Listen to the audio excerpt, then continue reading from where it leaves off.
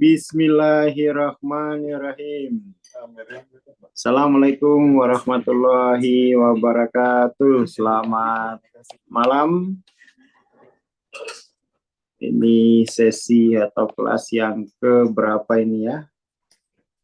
Kelima apa keenam? Kayaknya kelima ya. Minggu lalu tidak ada kelas. Minggu lalu itu saya kemana ya? Minggu lalu kayaknya ya istirahat ya. Jadi kelelahan dari kelas-kelas panjang ya, habis dari Ceto nginap di Karanganyar itu kalau nggak salah, dingin, cinya terganggu, terus istirahat dulu. Baru kita lanjut lagi malam ini. Ini saya sedang lihat pesertanya, orang Muna semakin tidak kelihatan ini ya. Tapi nggak apa-apa lah ya, nggak apa-apa walaupun cuman satu orang. Oh, ini ada berapa orang nih ya? Bang Jamilan, halo, nama itu ini ya. Kemudian izin ya sapa-sapa dulu orang-orang Muna ya yang ada di grup biar Nandokanau. Umbi.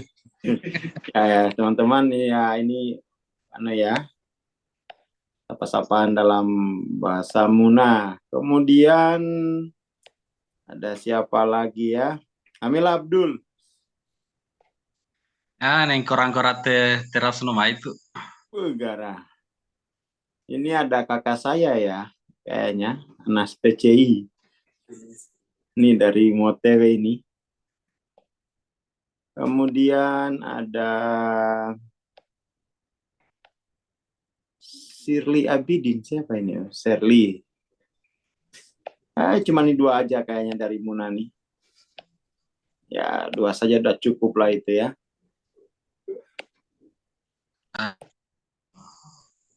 Siapa lagi? Nyonya Manikam, Bang. Ada Laidi, halo, salam kenal. Kemudian juga ini ada, ya kita saya panggil sejak Bu Manikam ya, Bu Manikam.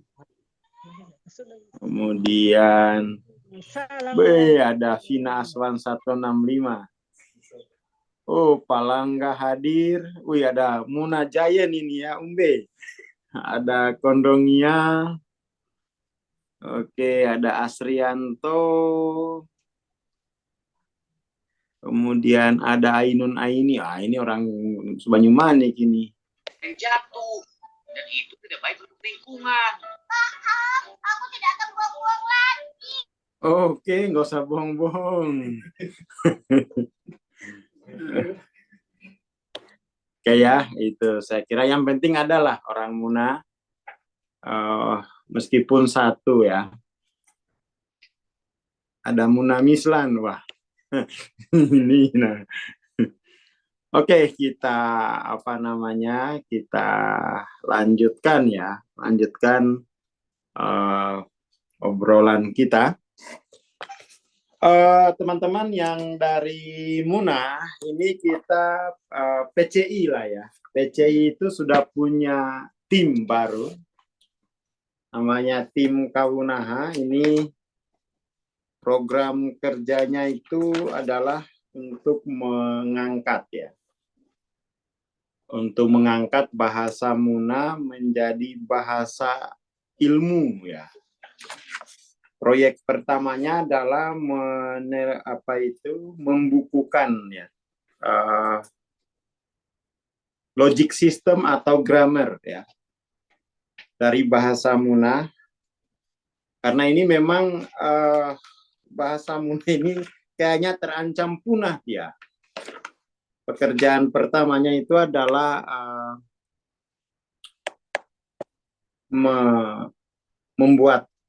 menuliskan grammar bahasa Muna itu. Kemudian sekarang itu orang-orang Muna sudah bercampur itu kata dasar itu, ya kan? Sebenarnya di dalam masyarakat Muna itu hampir-hampir sudah tidak bisa lagi dibedakan antara kata dasar yang itu dari asli Muna dengan bahasa Indonesia logat Muna. Nah, itu ya, itu temuan kemarin kita diskusikan dalam tim ini. Jadi kebanyakan yang dipakai sekarang itu adalah bahasa Indonesia logat Muna. Contoh misalnya sandali. Ini kan kata dasar sendal kan. Kata dasarnya kan sendal. Tinggal logat Muna menjadi sandali gitu. Nah, ini bukan bahasa Muna ini namanya bahasa Indonesia logat Muna gitu ya. Apalagi misalnya.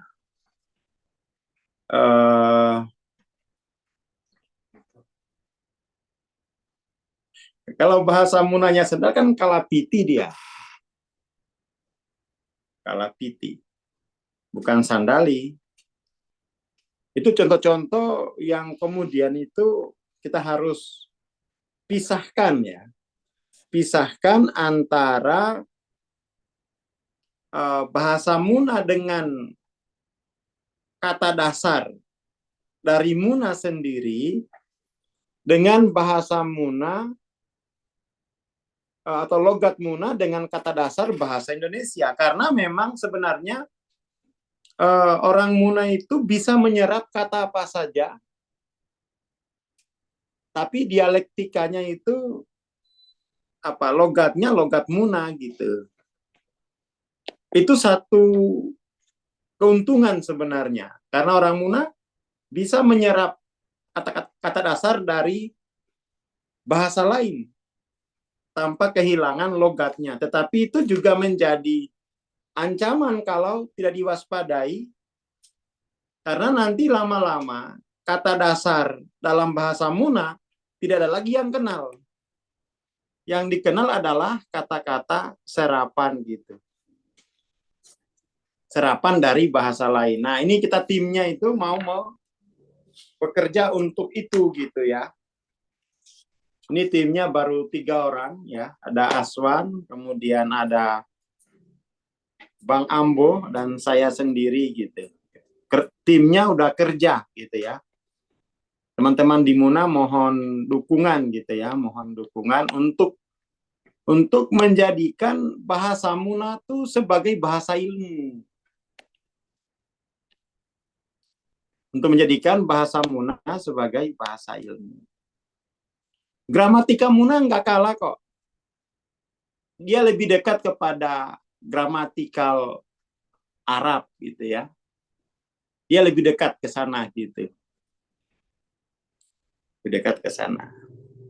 Dan kepada suku-suku yang lain ya, kepada suku-suku yang lain itu mohon dipulihkan bahasa daerah itu sebagai bahasa ilmiah. Kalau kita lihat model ini, seluruh sains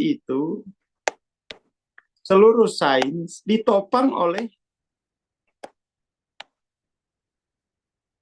bahasa, logik, dan matematika. Ini harus dipulihkan gitu. Kalau kita mau mengembangkan sains, di Muna udah, kita akan, pokoknya kalau kita mau mengembangkan sastra misalnya, mau mengembangkan sains, bahasa Muna harus dibikin secara formal, gramatikalnya itu. Sebagaimana sekarang kita menggunakan apa-apa kan bahasa Inggris ya. Padahal itu kan hanya bahasa suatu bangsa. Loh, kita juga bangsa. Ya kan? Cuman kita ini kan minder dengan bahasa kita. Akhirnya apa? Kita kehilangan kemampuan ya. Kehilangan kemampuan untuk memahami sebuah konsep dasar dalam ilmu tertentu karena ya kita masih harus ngumpulin kosakata ya. ngumpulin kosakata. Jadi ilmu bahasa itu penting. Itu dasar daripada seluruh jenis ilmu yang lain. Itu nomor satu gitu. Bahkan kalau kita bawa lagi kepada hal yang transenden, Quran misalnya, Adam itu pertama kali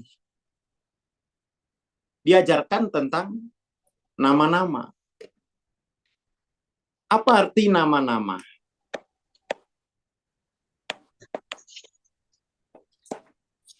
Jadi dalam kalimat, kalau kita mempelajari kalimat atau preposisi, unit yang paling kecil dari kalimat itu nama-nama. Unit yang paling kecil itu nama-nama. Jadi kita tidak mungkin bisa mengembangkan sebuah peradaban tuh kalau kita tidak punya kepekaan kepada kalimat. Dan kalimat itu kan dibentuk oleh kata dasar atau lema kalau dalam bahasa Indonesia ya. Jadi orang tidak mungkin itu bisa mengabaikan kata dasar atau lema karena ini secara transenden itu ada mempelajari itu dulu. Mempelajari kosakata, kata dasar.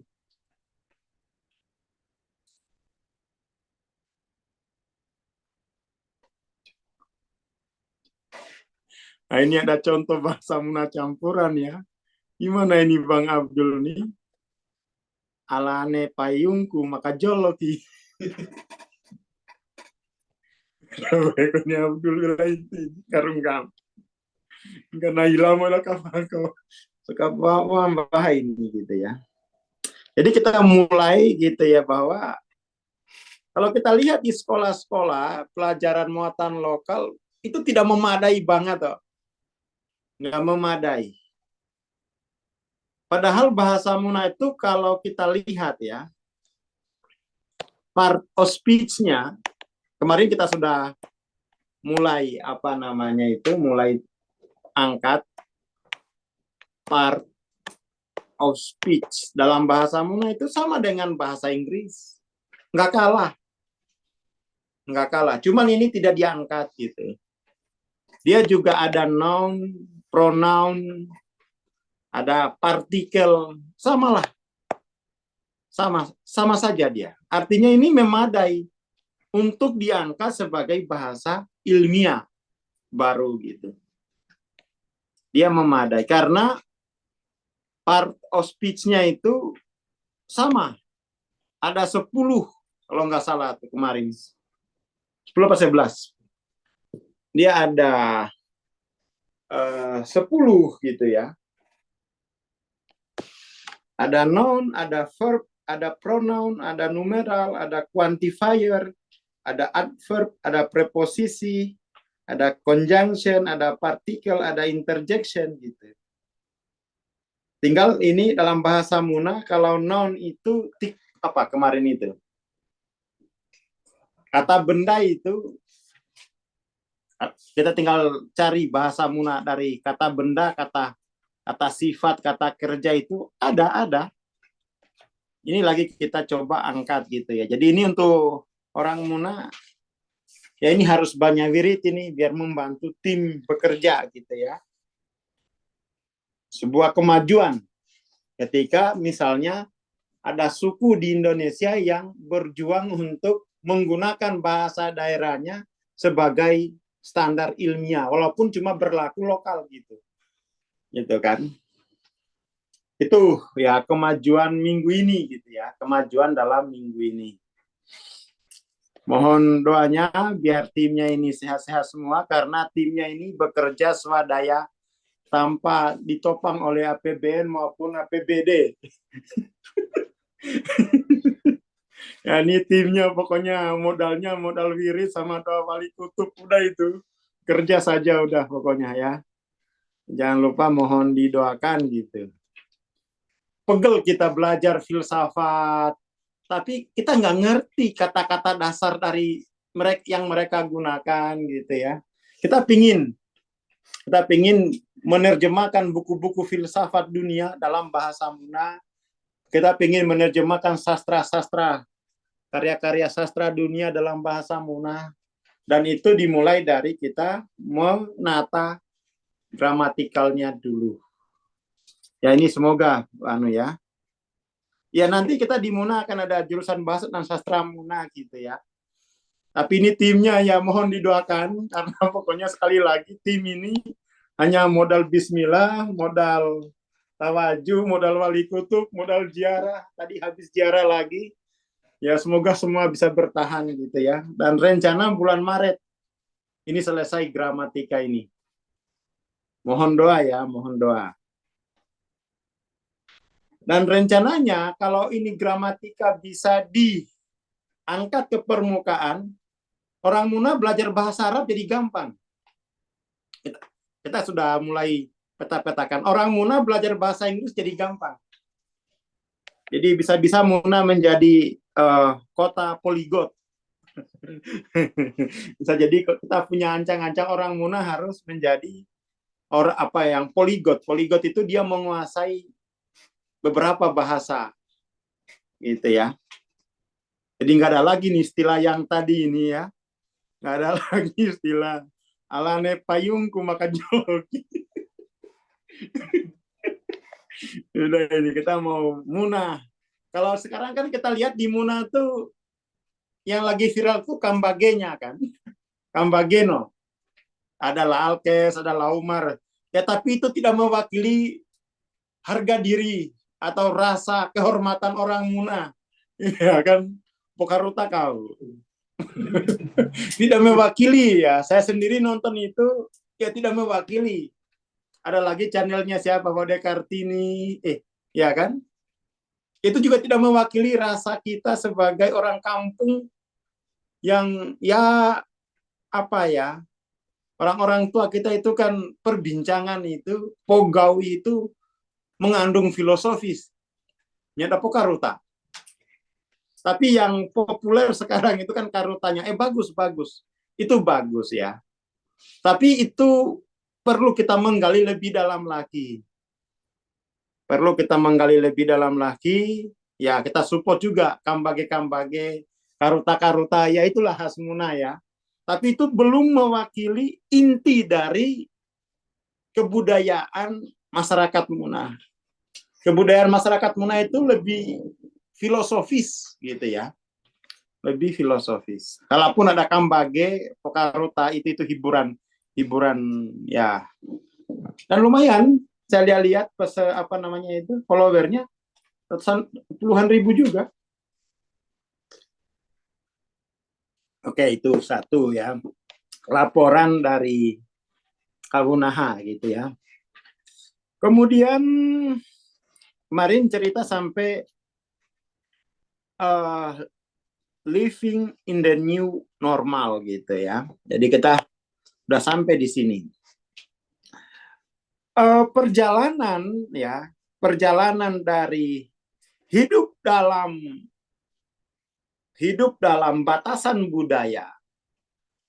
Jadi tadi pagi di Instagram saya gitu ya. Tadi pagi di Instagram saya itu saya upload satu quote ya. Satu quote bahwa culture itu menyediakan batasan yang mungkin. Budaya itu menyediakan batasan yang mungkin. Itu culture. Kita tentu di fase-fase awal hidup itu hidup dalam culture, dan namanya culture itu ya dia menyediakan batasan yang mungkin. Sedangkan consciousness, ini ya, consciousness itu menyediakan segala hal yang mungkin. Menyediakan segala hal yang mungkin. Kalau culture itu menyediakan batasan yang mungkin, consciousness menyediakan segala hal yang mungkin.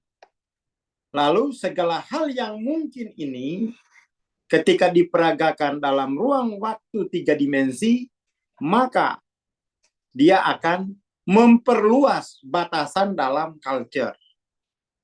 Dia akan memperluas batasan. Seperti itulah teknologi. Teknologi itu adalah memperluas batasan panca indera manusia. Teknologi itu memperluas batas dari fisik manusia. Begitupun culture gitu. Jadi kalau dalam hal ini misalnya kalau kita bisa mengangkat gramatikal bahasa Muna, kemudian setara dengan tata bahasa bangsa lain, maka budaya di Muna akan bertambah batasannya. Bahasa Muna tidak hanya dipakai dalam istilah kambage, ya kan? Tetapi dia akan menjadi bahasa sastra baru. Muna, ya, culture-nya akan bertambah. Oke, itu tadi pagi ya, itu yang jadi teman-teman jangan sampai hidup dalam ruang 3 dimensi itu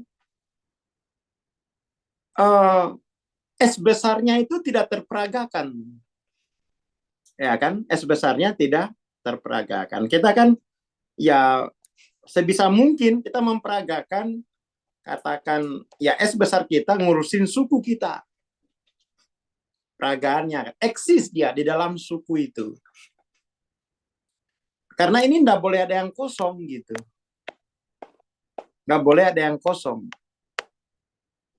Jadi S besar itu harus eksis di semua lapisan kehidupan sosial.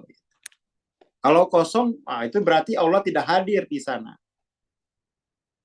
Kalau kosong, Allah tidak hadir. Kemudian kalau kita lihat ini, coba kita lihat polanya gitu ya. Ada 2 fase di dalam sejarah hidup saya itu, di mana itu adalah fase hidup di dalam batasan-batasan budaya gitu ya.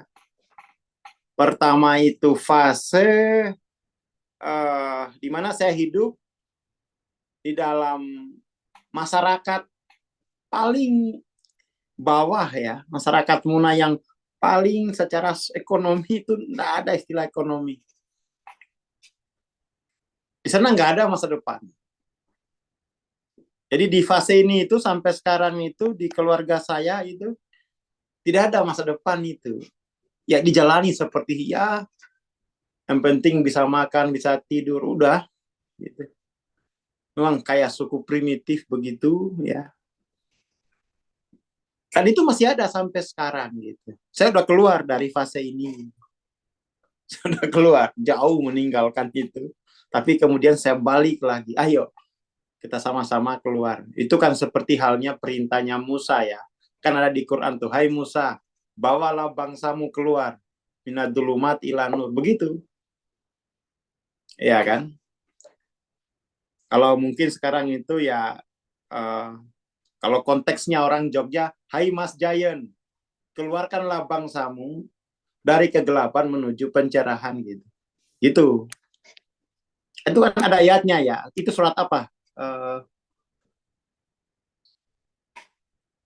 Perintah untuk mengeluarkan bangsanya dari kegelapan menuju pencerahan. Itu surat apa tuh? Itu kan di Quran ada tuh. Seperti itu.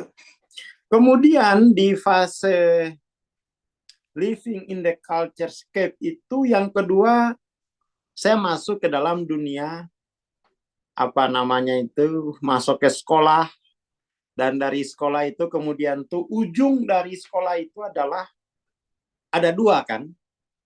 Ada dua ujung sekolah itu. Yang pertama itu sekolah. Ini saya pinjam dari kata-kata teman-teman di YKD. Ada sekolah otot. Sekolah otot ini being-nya itu orientasinya having gitu ya. Being yang orientasinya having gitu. Sekolah kita ya bisa seperti itu gitu. Culture-nya seperti itu. Jadi sekolah itu nggak usah punya profesi apapun, ya kamu yang penting keterima kerja aja gitu. Ada lamaran apa gitu, masukin aja. Pokoknya kamu udah lulus sekolah intinya gitu. Syaratnya kerja adalah lulus sekolah tertentu. Itu sekolah kita itu masih ada sekolah otot. Ada sekolah otot di Indonesia itu. Dan itu rata-rata begitu. Mohon maaf ya para kampus gitu ya. Jadi, tapi itu bagus, tidak apa-apa, tidak masalah. Itulah budaya. Di negara kita itu masih ada sekolah otot. Di mana tujuan orang sekolah itu biar dapat pekerjaan kan.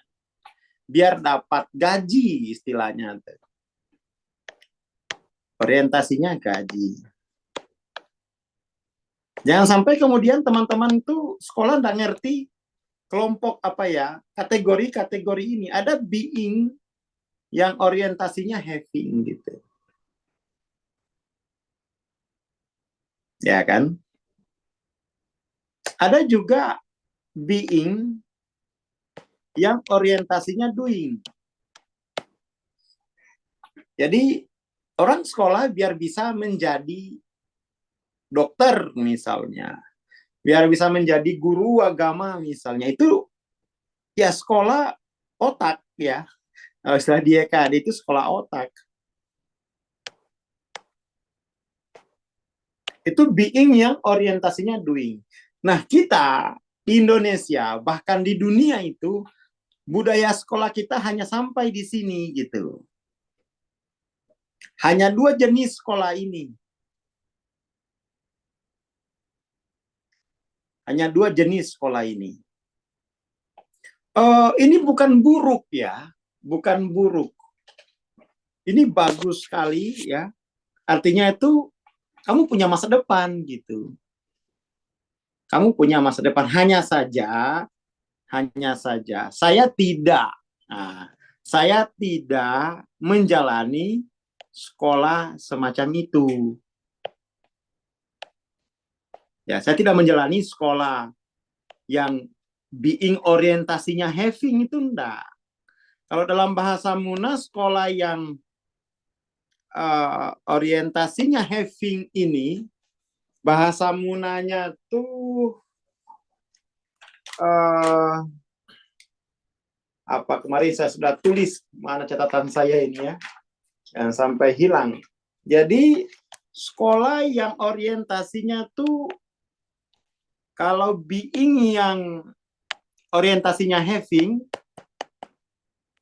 bahasa Munanya itu dia karawanubuto itu ya. Apa yang didapat oleh diri saya? Karawan namanya. Karawanubuto.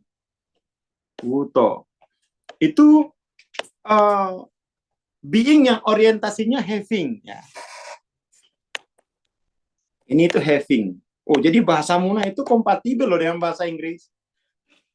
Iya kan? Having oriented, bahasa Munanya karawanobuto. Agawahai butokin. Nah, begitu kalau bahasa Muna ya. Agawahai ya semikolain. Seperti itu. Agawahai. Ada yang being-nya itu orientasinya doing.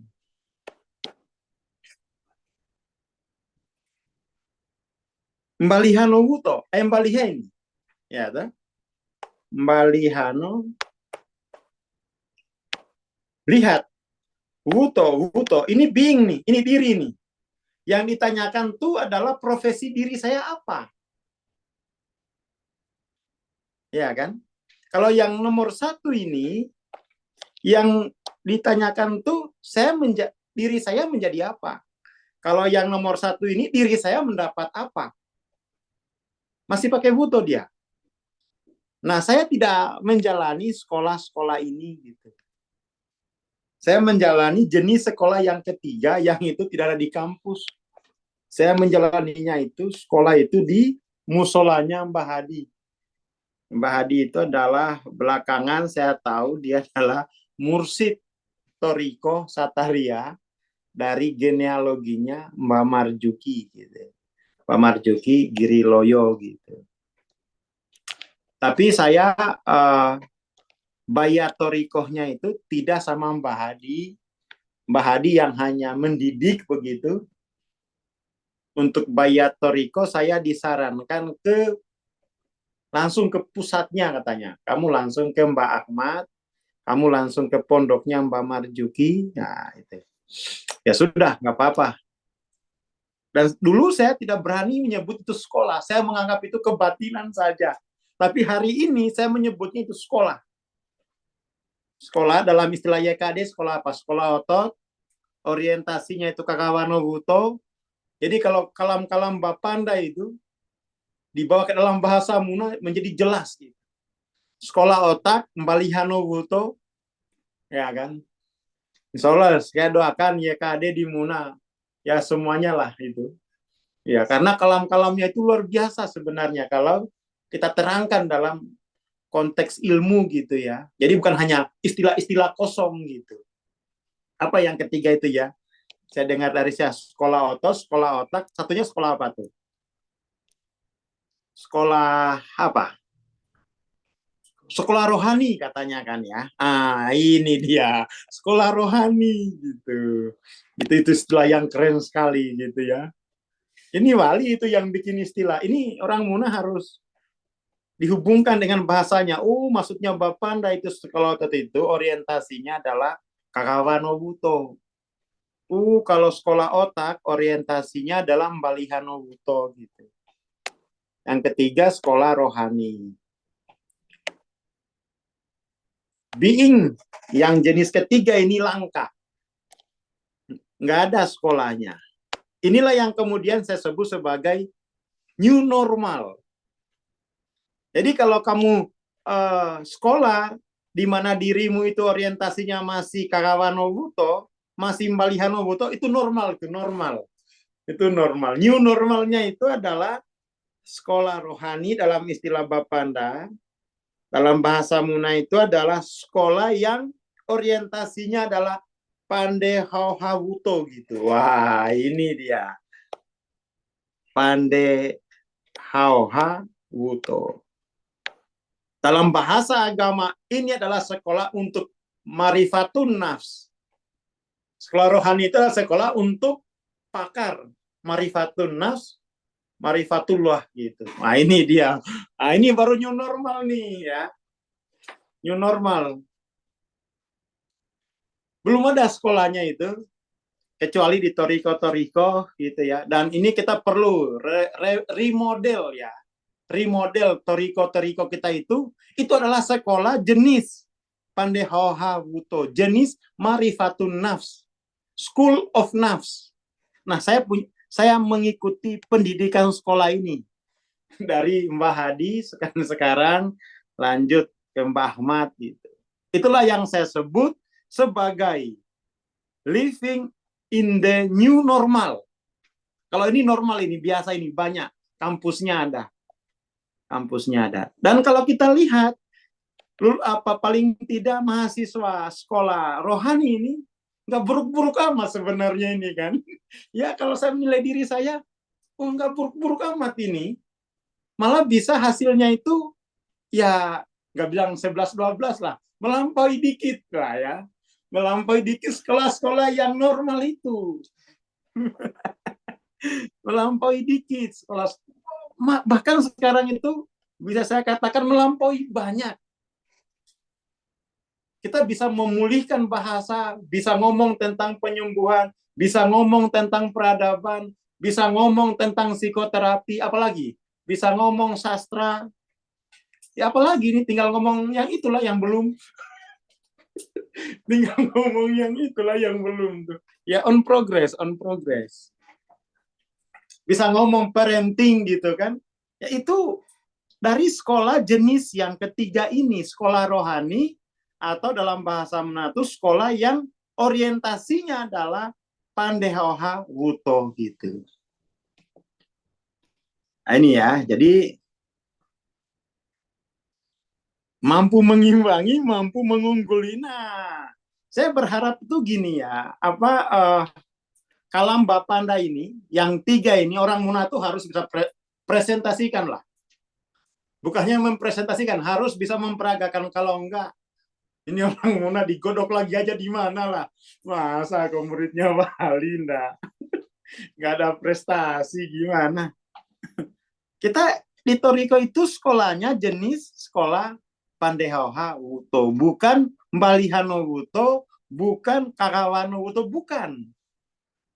Tapi kalau sudah Pandehoha Wuto itu, kamu bisa menjadi apa saja dan kamu bisa mendapatkan apa saja yang itu bisa sama atau bisa mengungguli yang sekolah di orientasinya having gitu. Dan setidaknya itu saya rasakan sendiri. Ini testimoni ya, testimoni dari sekolah Pandehoha Wuto gitu. Gitu. Nah, saya mengajak orang Muna gitu ya, ambillah sekolah ini. Ambillah sekolah jenis yang ketiga ini. Dan ya di sana ada YKD kok, tapi nggak tahu ya ininya apa namanya itu. Ya di sana apa pembelajarannya itu harus dipulihkan. Sudah dikategoriin kok sama gurunya. Orang Muna itu aslinya senang belajar. Pada dasarnya dia senang belajar dan dalam proses belajar orang Muna itu proses sosialnya itu humoris dia. Kesalahannya ditertawain bareng-bareng gitu. Jadi tidak ada di sana tidak ada hukuman kesalahan. Kalau sesama orang Muna itu saling menertawakan aja gitu. Saling menertawakan. Jadi orang Muna saya kira atau di Muna ya, kita perlu melalui unit Kavunaha, kita mau bikin sekolah Pandehoha Wuto gitu. Tapi ini kita rapikan dulu tata bahasanya gitu. Nggak kalah kok. Apalagi Pandehoha Wuto ini belum ada. Belum ada. Dan Pandehoha Wuto ini tidak berbasis umur. Siapapun boleh masuk. Siapapun boleh masuk. Memang cocoknya ini sih sekolah-sekolah Pandehoha Wuto ini surau-surau ini. Surau-surau gitu ya. Tapi itu memang harus dipikirkan sistemnya biar nggak kalah sama sekolah jenis yang pertama dan sekolah jenis yang kedua. Ini sekolah jenis yang pertama, sekolah jenis yang kedua ini sebenarnya sekolah dalam tradisi Eropa, Amerika Eropa, sekolah Barat. Kita tuh memang dari dulu itu sekolahnya jenis yang ketiga ini. Ada istilah di pondok itu Ubudia, Ngawulo, itu sekolah jenis yang ketiga. Being yang orientasinya itu on becoming gitu ya. Ini orientasinya itu on becoming.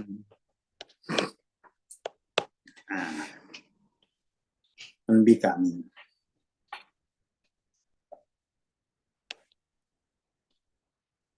Jadi untuk mendidik masyarakat, yang kita lihat itu sekolah jenis pertama, jenis kedua itu nyerah dia, nyerah. Maksudnya nyerah tuh ya Anda bisa partisipasi kok. Karena dididiknya spesifik. Kalau mungkin sekolah Kakawah Wuto Kakawahano Wuto ini semacam vokasi ya, sekolah vokasi gitu. Langsung kerja dia. Ini sekolah vokasi gitu ya. Ini sekolah profesi gitu. Tenaga ahli. Kalau Pandehoha Wuto ini kayaknya ini, kalau kata teman saya, ini sekolah para calon wali ini. calon gitu ya. Sekolahnya calon wali katanya. Ya kita mesti ada sekolah semacam itu gitu. Mesti ada. Dan kita mesti presentasikan dong ke, ya kalau nggak usah lah ke departemen pengajaran itu. Jangan kita sebut pendidikan, pengajaran lah ya. Kita punya budaya sekolah itu sekolah gini. Sekolah jenis Pandehauha Wuto gitu. Dan orang Muna, kalau tadi kan di ini ya, di ini sama Pak Bupati, sama Profesor Usman Rianse, kita udah punya ujar-ujar Pandehauha, Pandehau Wuto gitu. Mana sekolahnya? Pak Bupati mencanangkan agar orang Muna itu kembali ke adat leluhurnya, yaitu Pandehau Wuto. Mana sekolah Pandehau Wuto itu? Tidak ada. Nah, Kawunaha hadir untuk memberikan itu. Ini sekolahnya loh. Ini sekolahnya. Dan teman-teman yang belajar kesadaran itu memang harusnya dia bisa bikin sekolah jenis yang ketiga ini. Makanya di PC itu sekolah untuk guru itu. Dalam pengertian tuh untuk mentor. Biar di kampungnya dia bikin sekolah jenis yang ketiga. Itu memang dari Mbah Hadi itu begitu saya pesannya. Bahwa nanti kamu sanatnya itu untuk guru ini. Dalam pengertian tuh ya untuk mentor lah. Jangan sampai kamu bikin sekolah yang tidak menghasilkan mentor, menghasilkan follower. Nggak ada itu, nggak ada. Nggak ada gitu. Memang dari Mbah itu begitu saya ininya. Diberitahunya begitu. Gitu. Oke, itu aja lah obrolan malam ini. Setidak-tidaknya teman-teman yang sudah yang sudah ya MTLOC, yang sudah TBP, kita itu sekolahnya nomor 3. School of Nafs, kalau bahasa Inggrisnya. Tapi kalau bahasa Muna sekolah, bukan sekolah sih ya. Kita nggak ada istilah sekolah itu, schooling itu bukan. Belajar itu tidak harus melalui schooling. Belajar itu dalam kehidupan sehari-hari itu. Kita pakailah istilah surau begitu ya. Surau Pandehau Wuto itu. Itu kalau di Muna begitu, wah keren itu ya, YKD lah. Support saya pokoknya. Kalau ada suraunya, kasihan orang Muna tuh. Aduh. Sekarang dihajar sama narkoba dia, sama perceraian. Masyarakat Muna kepontang panting sama narkoba sama perceraian gitu.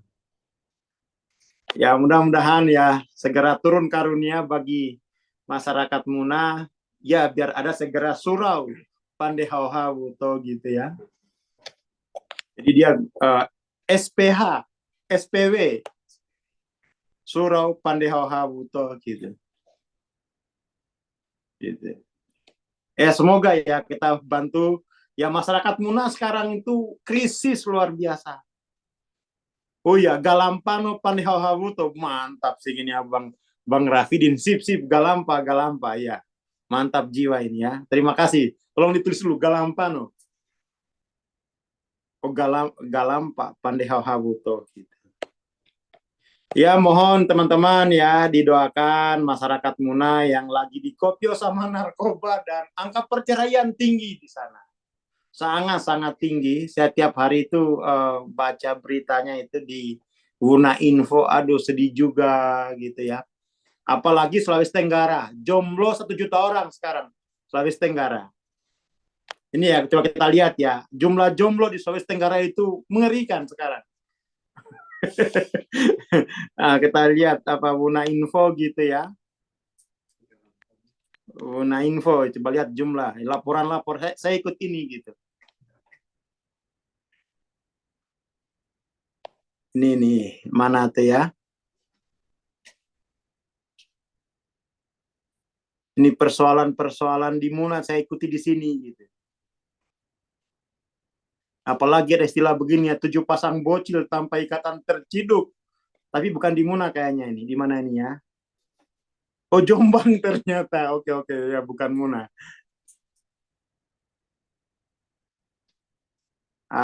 Ini nih, 1 juta penduduk di Sultra ternyata masih jomblo. Alhamdulillah saya tidak KTP Sultra. Jadiin 1 juta lebih 1. Nah ini Sultra ya, waduh. Semoga para jomblo ini segera sekolah Pandehoha Buto gitu ya. Di Muna angkanya tuh dia Muna Barat 35% dari 1 juta. Muna Induk nggak ada kayaknya ini. Alhamdulillah aman berarti. Ya, Buton Tengah, Buton Selatan, Konawe Kepulauan, Kolaka Timur, Konawe Utara, Buton Utara, Muna Induk nggak ada. Ya, alhamdulillah berarti selamat. Oke lah ya, mohon doa. Terima kasih, selamat malam. Assalamualaikum warahmatullahi wabarakatuh. Semoga segera ada surau ya. Surau Pandehohano Buto di Hiraha gitu. Selamat malam.